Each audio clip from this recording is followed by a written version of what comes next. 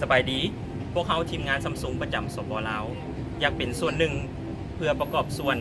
ช่วยเหลือหน่วยกู้ภัยในนครหลวงเวียงจันทร์พวกเขาได้เฮ็ดโครงการศาสตร์บุญขึ้นมาเนาะและก็มอบเงินบริจาคมูลค่า16 ล้านกีบให้กับหน่วยกู้ภัยในนครหลวงเวียงจันทร์พวกเขาขอถ้า5 คนต่อไปนี้เนาะนุ้ย Miss Universe คริสติน่า Miss ลาวปี 2012ฟ้าใส Miss Grand เจนนี่ Miss World ลูกน้ำ Miss ลาวปี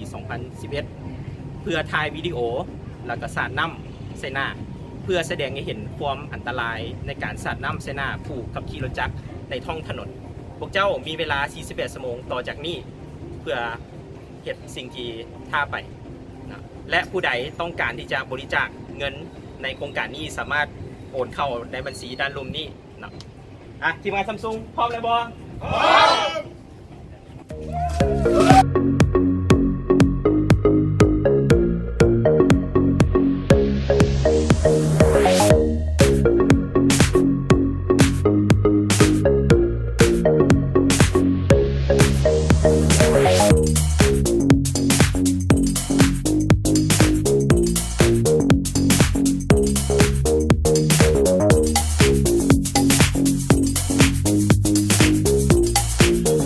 ถ้าทุกคนในโครงการศาสตร์บุญนี่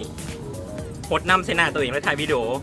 และบริจาคเงินพร้อมให้หน่วยกู้ภัยตามบัญชีรวมนี้